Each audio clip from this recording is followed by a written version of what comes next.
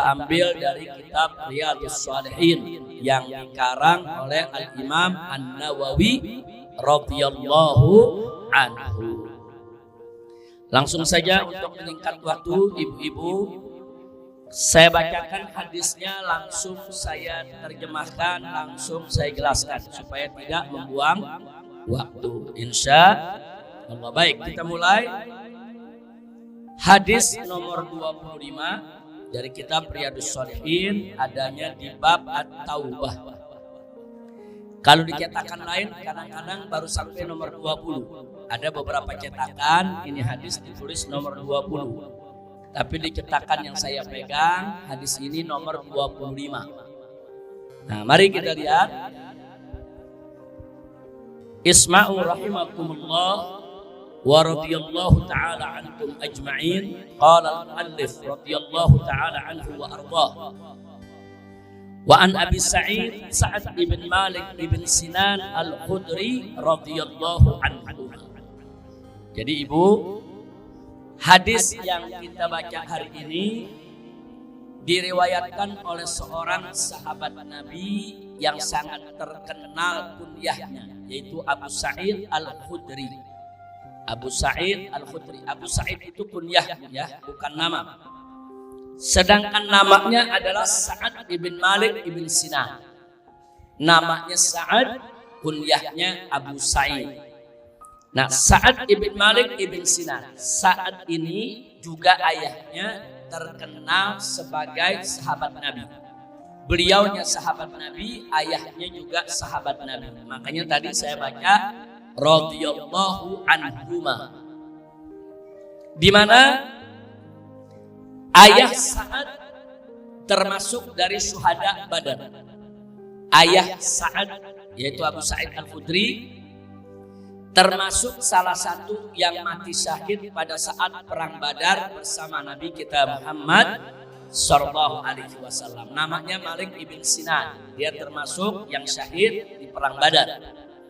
Nah, Malik ibn Sinan ini adalah ayah Abu Sa'id al-Khudri. Nah, baik, kita lanjutkan. Abu Sa'id al-Khudri sendiri ini seorang sahabat Nabi yang terkenal sebagai faqih. Artinya faqih yaitu sahabat Nabi yang memahami ilmu fikih, ilmu hukum Islam. Juga beliau meriwayatkan hadis cukup banyak. Hadis yang beliau riwayatkan dari Nabi kurang lebih jumlahnya 1170 hadis. 1170 hadis. Makanya dalam konteks ilmu hadis nama Abu Sa'id al-Khudri sangat terkenal karena hadisnya termasuk cukup banyak sehingga sering kita dengar Abu Sa'id al-Khudri. Nah, sekarang kita lanjutkan apa yang diriwayatkan oleh Abu Sa'id al-Khudri. Beliau mengatakan anna Nabiyallahi sallallahu alaihi wasallam, bahwa Nabi Muhammad sallallahu alaihi wasallam suatu ketika qala, pernah bercerita.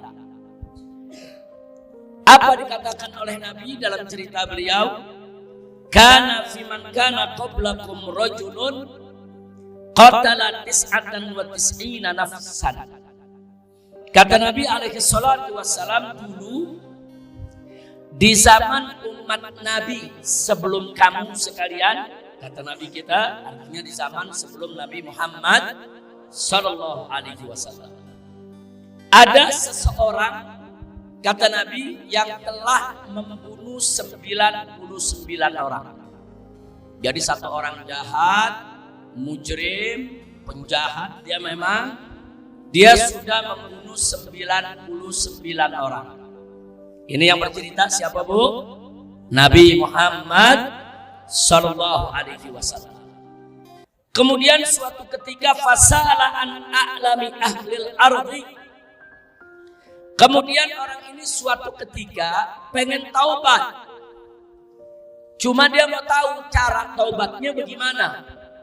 Karena nggak main-main, dia sudah membunuh 99 orang. Nah, dia tanyalah kepada seseorang. Dia tanya-tanya kepada orang bagaimana cara dia tobat. Akhirnya ditunjukkanlah untuk mendatangi seorang rahib. Fadulla ala rahibin dalam hadis. Maka orang-orang menunjukkan kalau kau betul mau tobat, datang aja itu ke salah satu rahib. Rahib itu maksudnya ahli ibadah, orang yang ahli ibadah. Nah, datanglah dia kepada ahli ibadah tadi, fa'atahu faqal. Dia datang kepada ahli ibadah tadi, kemudian dia bertanya. Dia ceritakan innahu qatala 99 naf'an fahalahu min taubah. Jadi ditanyakan kepada rahib ini, bagaimana ini? Ini orang sudah membunuh 99 orang. Apa bisa taubatnya diterima? Apa masih ada jalan untuk dia taubat? Nah, si rahib ini kaget, saudara. Dia katakan, la faqatalahu fakammala bihi. Si ahli ibadah ini kaget, jangankan dengar bunuh 99 orang, bunuh satu orang saja bagi seorang ahli ibadah itu sudah dosa yang sangat luar biasa. Nah, karena dia kaget, ahli ibadah ini juga kurang ilmu, ibadahnya kuat, ilmunya kurang. Apa dijawab? Lah, nggak bisa. Udah nggak ada jalan taubat, dosanya udah terlalu besar. Akhirnya orang itu marah, si ahli ibadah ini dibunuh lagi sama dia. Karena marah, kecewa, kesal, dia bunuh lagi. Bu, jadi berapa yang dibunuh? Jadi 100, saudara. Bu, ini bukan dongeng, ini bukan fiktif, ini bukan khurafat, ini peristiwa nyata karena yang cerita adalah Nabi Muhammad SAW. Ini kalau yang cerita Nabi, saudara, ini cerita pasti benar, pernah terjadi. Nah, kita lanjutkan. Setelah itu, saudara, akhirnya dia tanya lagi ke orang, ada gak orang lain yang bisa cari jalan keluar untuk dia taubat? Masih penasaran, dia tetap mau taubat, saudara. Nah, kali ini dia ditunjukkan kepada seorang rajulin alim, kepada orang yang alim. Artinya alim apa? Punya ilmu. Jadi kalau rahib itu abid, ahli ibadah. Kalau alim itu ulama, dia punya ilmu. Nah, begitu datang kepada yang punya ilmu, dia ceritakan bahwa ada orang sudah membunuh 100 orang, bukan 99 lagi nih. Nah, bagaimana kalau dia mau taubat? Apa dijawab oleh si ulama yang alim punya ilmu ini? Beliau mengatakan, "Na'am, wa man yahulu bainahu wa bainat taubah." Oh, tentu, kata dia, taubat bisa selalu terbuka. Siapa menghalangi taubat antara dia dengan dosanya, antara dia dengan Allah? Enggak ada penghalang. Jadi si alim ini menjawab dengan ilmu. Kalau tadi si ahli ibadah jawab pakai perasaan. Nah, beda. Makanya Bu, kalau jawab persoalan bukan pakai perasaan, tapi pakai ilmu. Nah, kalau pakai perasaan kayak tadi tuh, orang nanya taubat diterima enggak, dia bilang enggak, akhirnya dibunuh. Nah, tapi kali ini begitu dia tanya, orang alim jawab pakai ilmu. Kata si alim, oh bisa. Enggak ada bisa menghalangi dia dengan taubatnya. Siapa menghalangi dia dengan taubatnya? Nah, kemudian saudara, tapi dikasih syarat oleh si ulama ini. Dia katakan, intoliq ila ardi kada wa kada. Tapi syarat, engkau segera hijrah. Tinggalkan kau punya negeri yang udah penuh dengan dosa, yang bikin dia banyak buat maksiat. Nah, kemana perginya? Dikasih tanda-tandanya. Pergi ke satu tempat. Di tempat tersebut fa inna biha unasan ya'budunallaha ta'ala fa'budillah. Kamu hijrahlah ke negeri tersebut. Di negeri tersebut penduduknya baik, semuanya menyembah Allah. Semua ibadah kepada Allah. Kau tinggal di situ, beribadahlah bersama mereka. Nah, itu syaratnya. Syaratnya dia mesti meninggalkan kampung halamannya yang penuh maksiat. Kemudian ulama ini mengatakan, wala tarji ila ardik. Jangan sekali-kali kau pulang kembali ke kampungmu, ke negerimu. Kenapa? Fa innaha ardu sau'in. Karena kau punya kampung itu udah negeri maksiat, udah negeri kerusakan, udah negeri bejat, kotor, tinggalin. Cari negeri yang bersih. Setelah itu, saudara, orang si pembunuh tadi senang dapat jawaban bahwa dia bisa bertaubat. Nah, saking senangnya Semua syarat diterima dan segera dia laksanakan. Dia nggak tunda-tunda lagi. Nah, dia segera pulang ke rumah, ambil perbekalan dia, ambil harta bendanya, dia tinggalkan itu kampung untuk selamanya. Berangkatlah dia untuk menuju negeri yang baru dalam rangka untuk bertaubat. Kemudian Nabi mengatakan hatta idza nasafat tariqa atahul maut. Nah, begitu sampai di tengah jalan dan ajalnya. Dia meninggal dunia. Udah di tengah jalan mau taubat, kenapa? Meninggal dunia. Lalu apa yang terjadi begitu dia meninggal dunia, saudara? Yang terjadi adalah fahtasamat fihi malaikatur rahmah wa malaikatul adzab. Begitu dia meninggal dunia, datang malaikat rahmat dan malaikat azab, dan dua malaikat ini berselisih. Faqalat malaikatur rahmat, malaikat rahmat mengatakan, ja'ana iman muqbilan biqalbihi ilallah ta'ala. Hamba ini dia sudah menyatakan taubat, dia sedang berjalan kembali menuju Allah dengan hatinya. Maka itu dia berhak mendapatkan rahmat. Jadi malaikat rahmat mau jemput dia punya ruh. Ruhnya mau dijemput sama malaikat rahmat. Ditentang sama malaikat azab. Malaikat azab bilang nggak bisa. Mestinya aku yang jemput dia. Kenapa? Malaikat azab mengatakan, innahu lam ya'mal khairan qat. Orang ini seumur hidupnya belum pernah melakukan kebaikan.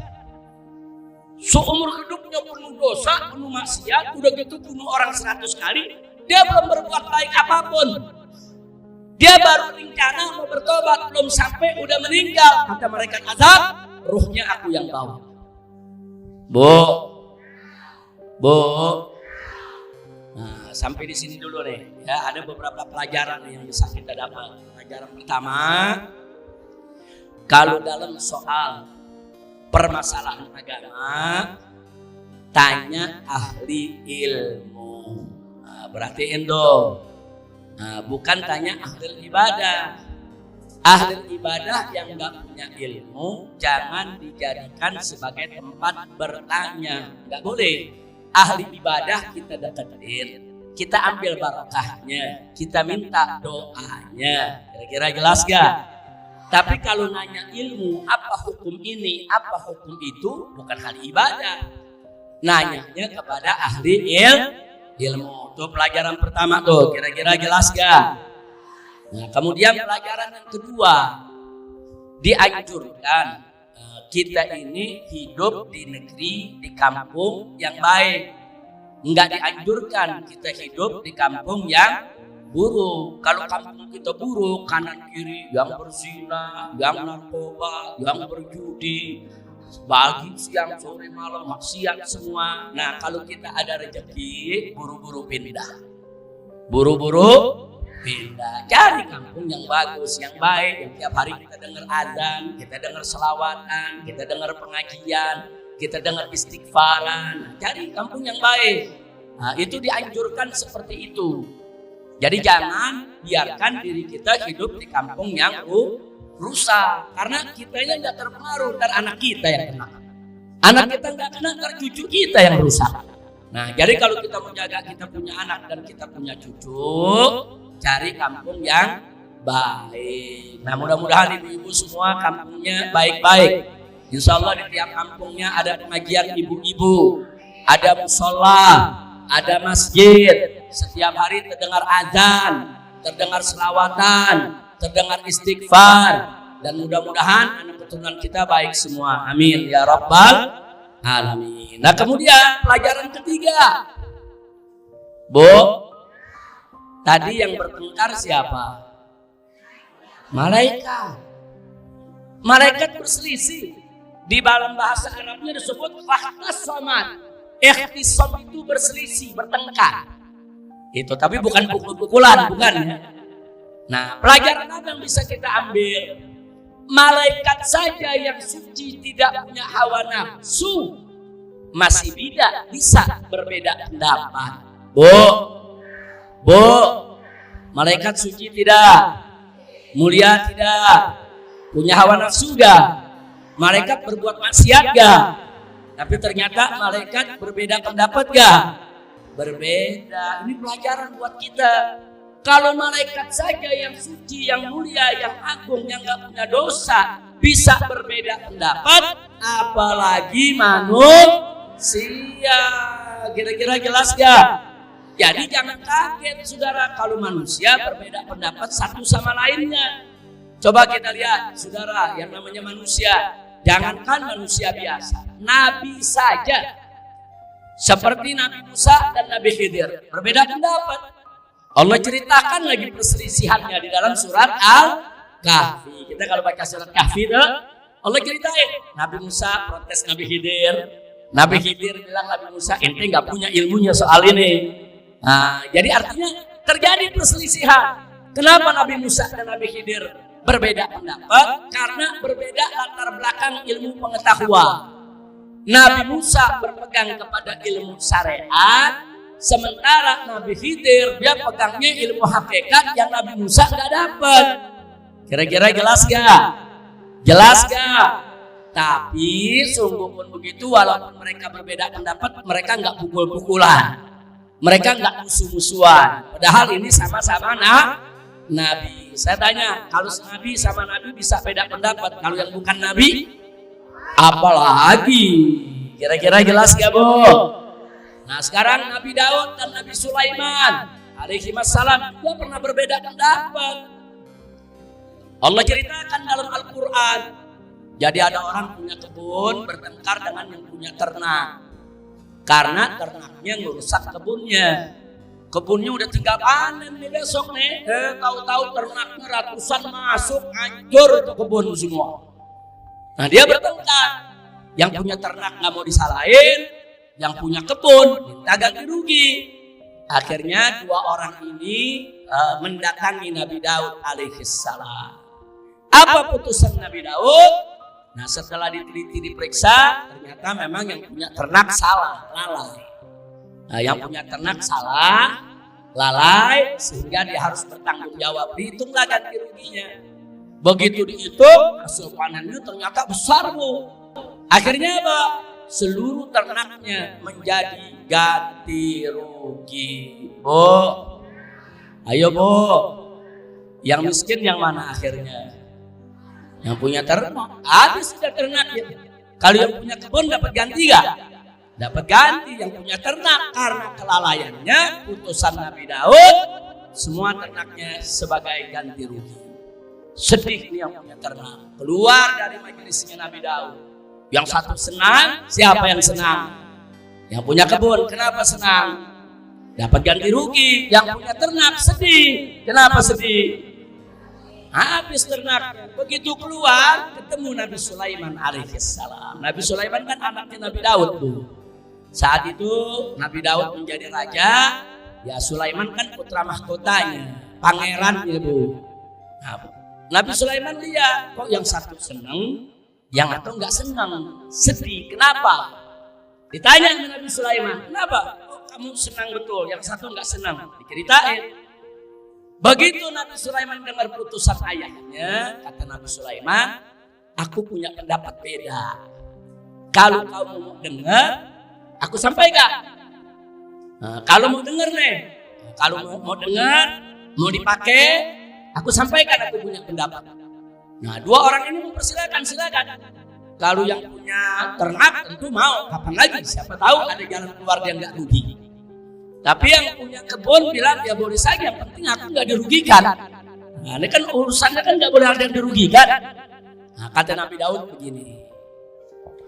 Kata Nabi Sulaiman alaihis salam. Nabi Sulaiman bilang, engkau yang punya ternak serahkan, betul ayahku, serahkan ternaknya kepada yang punya kebun. Tapi bukan sebagai ganti rugi, melainkan sebagai jaminan. Nah, selama kau pegang, ada susunya, ada apa, ambil. Tapi kambingnya tetap milik yang punya ternak. Kambingnya tetap yang punya milik yang punya ternak. Sebagai jaminan. Nah kamu yang punya ternak, kerjain itu kebun yang dirusak oleh ternakmu. Nah, dirapikan lagi tanahnya, tanamin lagi bibitnya, sampai dia panen lagi. Nanti kalau panen datang, kau kembalikan itu kebun kepada yang punya kebun, kau ambil semua ternakmu. Masya Allah. Ternyata dua orang ini setuju. Yang punya kebun setuju, nggak dirugikan. Yang punya ternak juga setuju, nggak dirugikan. Bagus gak, Bu? Apa dengan begitu Nabi Daud nggak bagus? Ayo, siapa yang berani nyalain Nabi Daud? Nah, di sini sudah Nabi Daud seorang nabi, dapat wahyu dari Allah, cerdas, pintar. Siapa yang nggak kenal Nabi Daud alaihissalam? Nah, tapi keputusan beliau dikoreksi oleh Nabi Sulaiman. Artinya apa? Ada perbedaan pendapat antara Nabi Daud dan Nabi Sulaiman. Padahal dua-duanya sama-sama Nabi. Kira-kira jelas gak? Nah sekarang saya mau tanya, kalau Nabi beda pendapat, terus kiai? Ayo, apalagi? Bu, kalau Nabi sama Nabi beda pendapat, kalau ustadzah sama ustadzah, apalagi? Kalau Nabi dan Nabi beda pendapat, lalu Habib sama Habib, apalagi? Jangan kaget. Kira-kira jelas gak? Jadi pesan yang saya mau sampaikan, jangan kaget dengan perbedaan pendapat.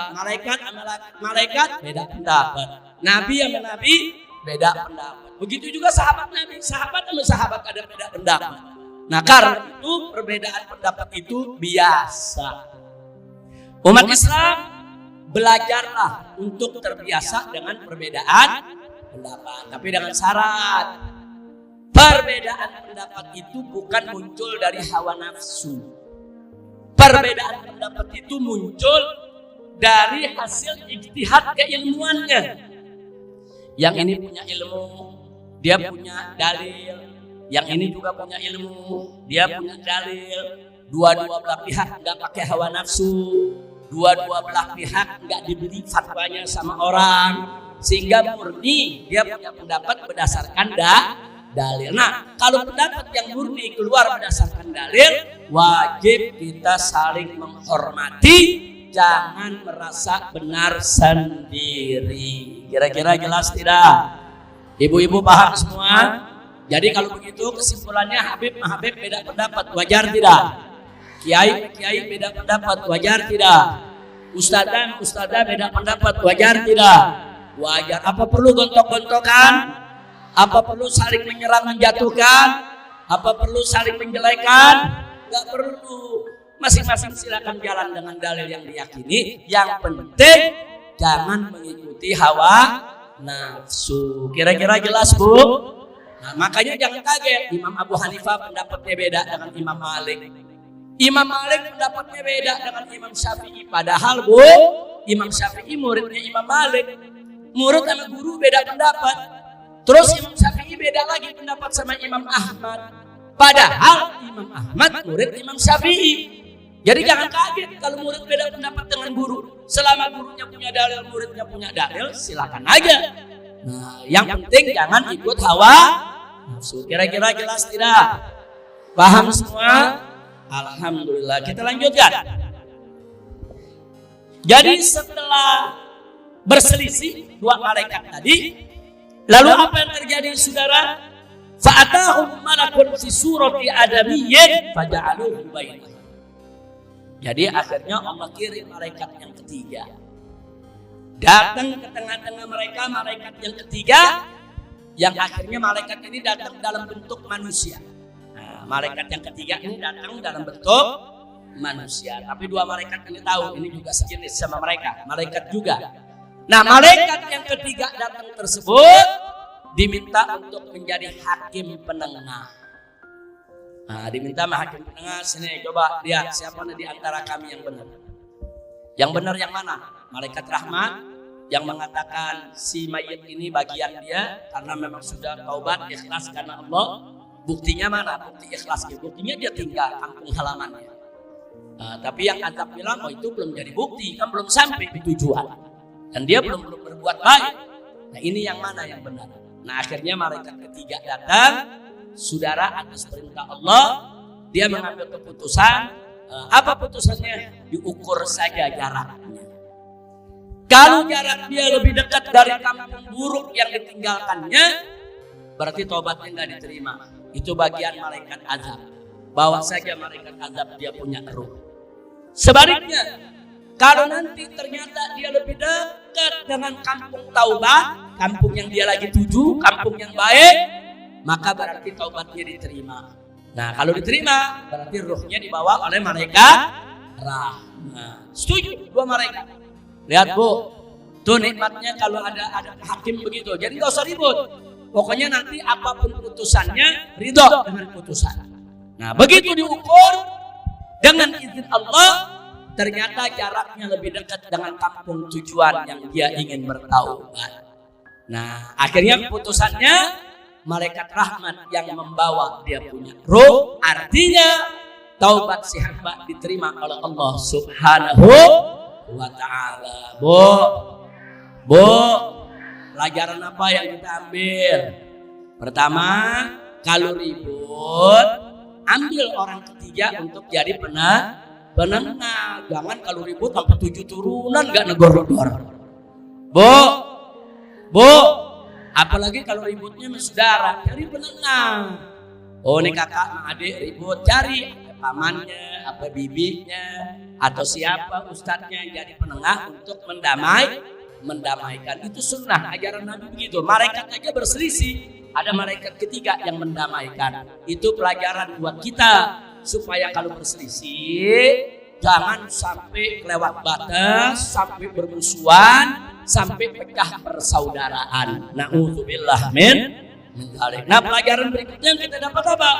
Pelajaran berikutnya yang kita dapat yang namanya taubat, asalkan ikhlas, niscaya Allah terima taubatnya.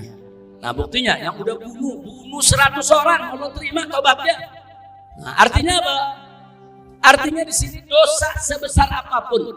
Apakah dosa setinggi gunung?